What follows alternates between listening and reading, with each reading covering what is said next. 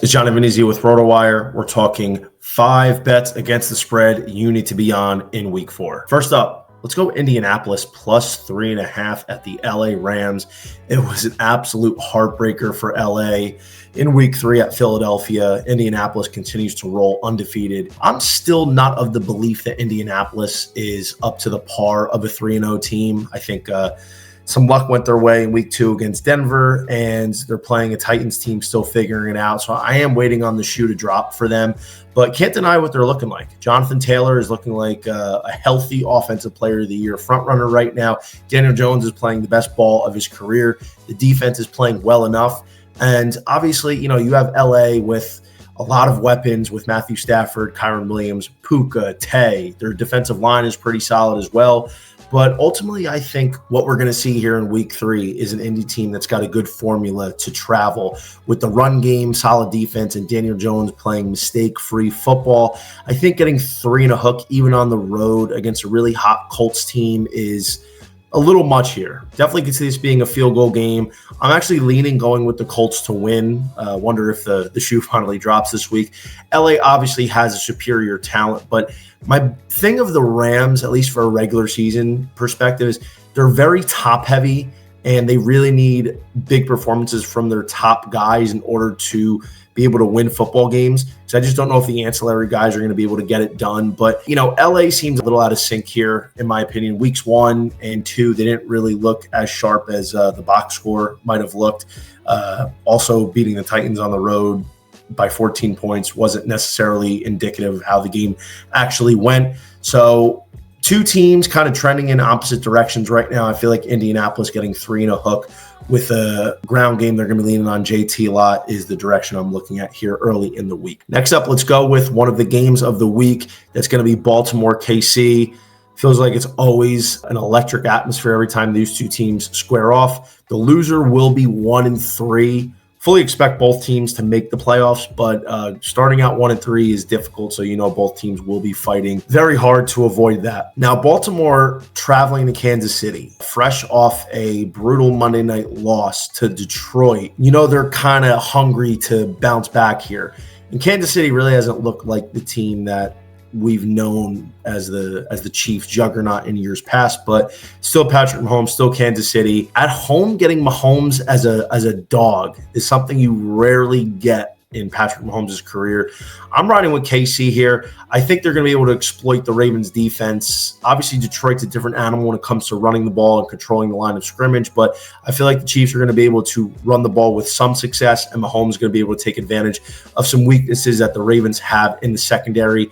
I think Lamar and company will be able to move the ball, expecting this to be a little bit more on the higher scoring side, but just can't not take the Chiefs and Mahomes as dogs at home. So give me the Chiefs plus 2.5, but I do think they win outright as well. If you enjoy these videos, make sure you like and subscribe to RotoWire, because right now we're giving you 15% off of any product on RotoWire.com. That includes our fantasy football rankings updated every week, our juggernaut of a tool my team at RotoWire instituted for this year for fantasy as well as betting, providing all of the numbers, all of the odds on one screen. So no more hopping around trying to find the best price.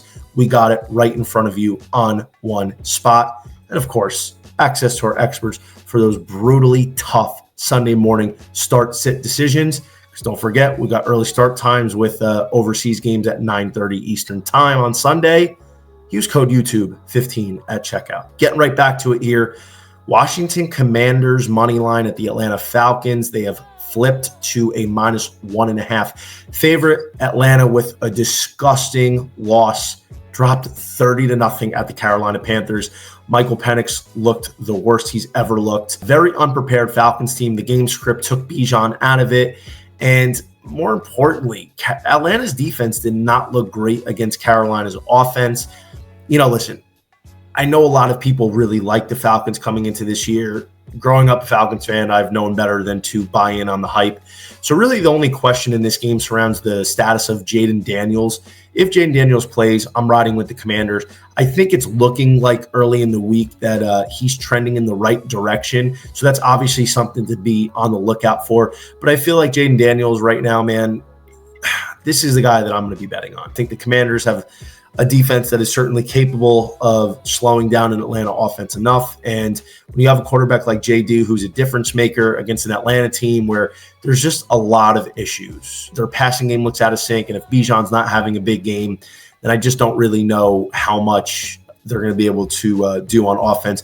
Even against the Vikings in week 2, they tried to give that game away several times, but J.J. McCarthy and the Vikings tried harder to give it back, and that's ultimately why Atlanta was able to win that game.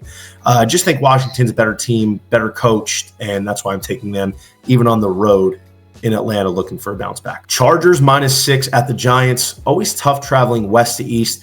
The Giants finally made the announcement to put that washed up has-been Russell Wilson on the bench in favor of rookie sensation Jackson Dart, first-round pick. I am excited for this one. And, listen, part of me thinks a lot of people might be betting the Giants because, hey, it's Jackson Dart time. He's talented. We want to get in on this.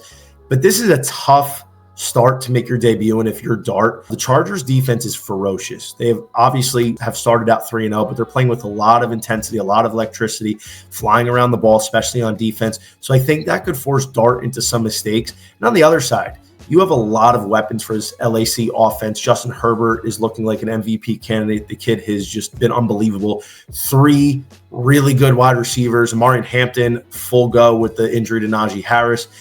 Laying 6 even on the road cross country. I don't know if I'm buying the Giants hype spot here. I like the X's and O's, the roster better for the LA Chargers. So that's why I'm looking at laying 6 on the road against a rookie quarterback that might struggle against this vaunted Charger defense. Last but not least, let's bring it home with the Detroit Lions at home laying 8.5 against Cleveland.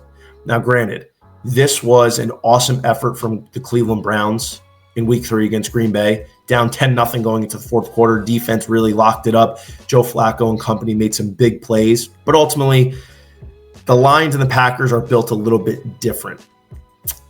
You might think, well, the Lions got blown out in Green Bay, and then the Browns beat the Packers this past week. So it's funny how the NFL works there. But I think the Lions, even on a short week, they're coming home. They're going to play a Browns defense where I think they're going to be able to move the ball. Now, granted, they have a guy in Jahmyr Gibbs, somebody that is not on the Green Bay Packers, where he can do damage not only on the ground, but out of the backfield. Montgomery looks good. And even if the Browns are successful in slowing down the run, there's enough weapons in the pass game for Jared Goff to let loose with Amon-Ra, Sam Laporta, J-Mo Williams. And the way the Lions defense looked getting after Lamar Jackson on Monday night, the front 4 played fantastic, and they really locked it up in the second half. 8.5 outside of one possession game, it is a key number, but I think the Lions probably win this one by double digits. I feel like Detroit right now is finding their footing, and after back-to-back 30 beans, damn near 40 beans, I feel like this Detroit offense is ready to be unleashed yet again. Give me the Lions here laying a home 8.5 against Cleveland. Have a feeling this one might move out to 9.5 towards the end of the week.